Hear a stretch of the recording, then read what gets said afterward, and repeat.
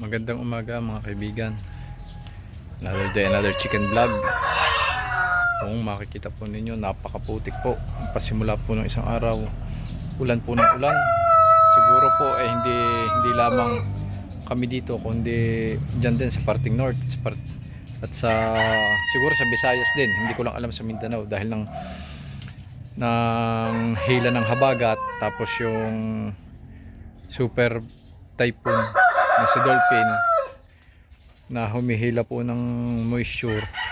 Tapos ngayon may bago pang pasok na bagyo, yung si Luis. So magpapang-abot po yung kanilang trail. Kaya yan po, halos hindi na rin po natin dito masyado nakikita ang araw. Ilang araw na po. At samahan nyo po ako ngayon dahil tayo po ay aakyat dito sa bubong ng ating manukan muli. Dahil meron po tayong problema ditong tumutulo na ilang beses ko na po natapalan, pero hindi ko rin po alam kung saan pa siya tumutulo eh. Dito po, yan po ang daan. Ito po puno ng ng duhat.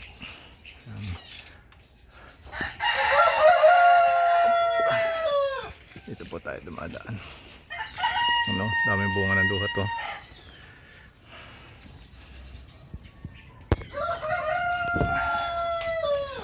Dahan-dahan lang po tayo dito dahil baka biglang mayupi yung yero. Bali ito po yun eh. Yan. Ito po, hindi ko po alam kung saan pa dumadaan dahil takip na po ito eh. Kaya ang gagawin natin, tatanggalin natin yung unang takip tapos papatungan po ulit natin ang bago. So yan po ang view sa bubong. Yan. Ito po. So tingnan po natin kung magagawa natin ng remedyo. Dahil pag okay lang naman po pag mahinang ulan, pero pag malakas pong ulan talagang tumutulo siya. Hindi ko po alam kung bakit, and dami-dami niya ng sealant po. Try natin tanggalin tapos patungan natin ang bago. So yan mga kaibigan, inalis natin tong luma. Tapos pinatungan natin ng bago, kaso biglang naumulan. Kain muna po tayo ng duhat.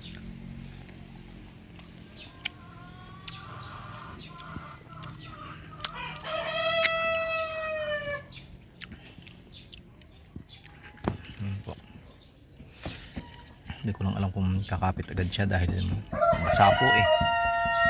Baka pagka lumakas ang ulan biglang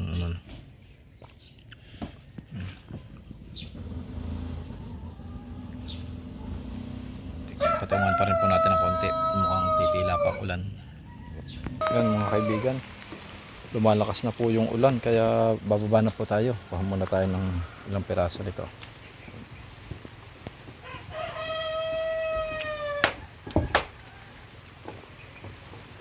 Ang gamit po.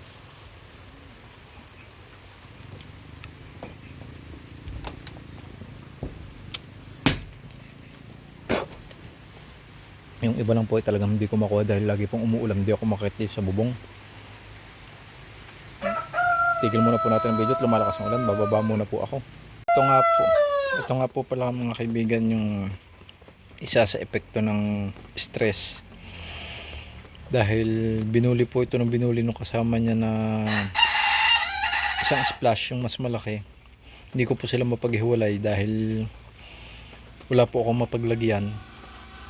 Dito po may nakalagay dati yung may sakit natin.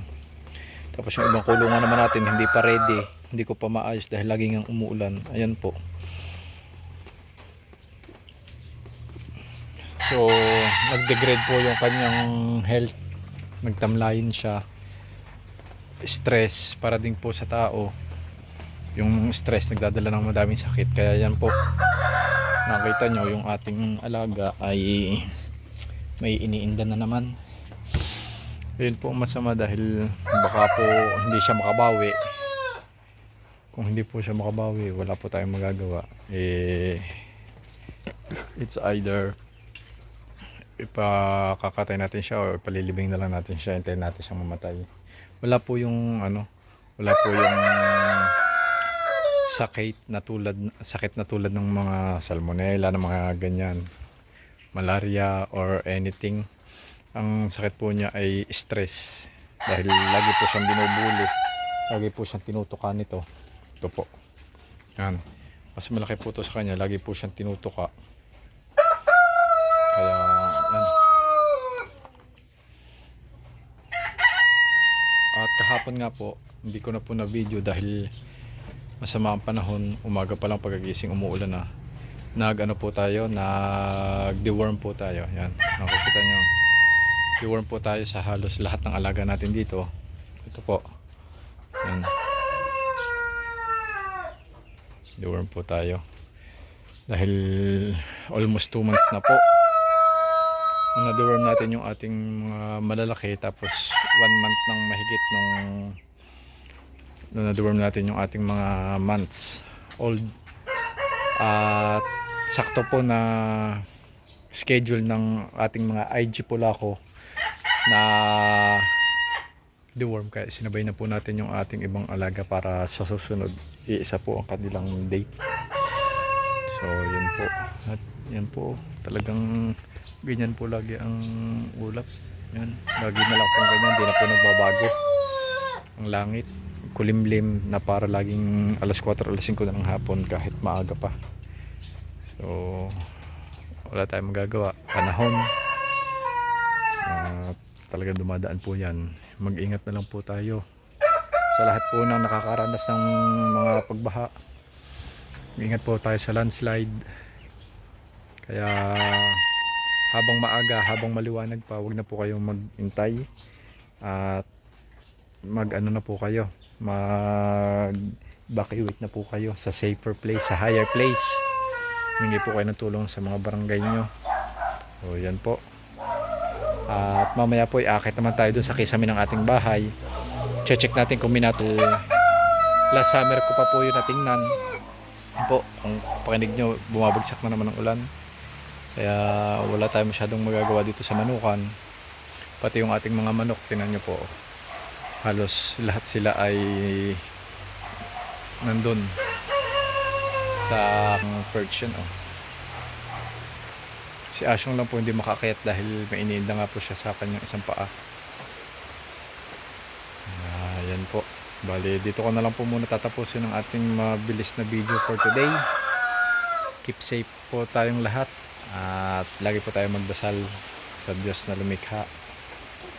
At huwag po tayong mag-isip ng mga material na bagay ngayong panahon ng sakuna at ng tag-ulan.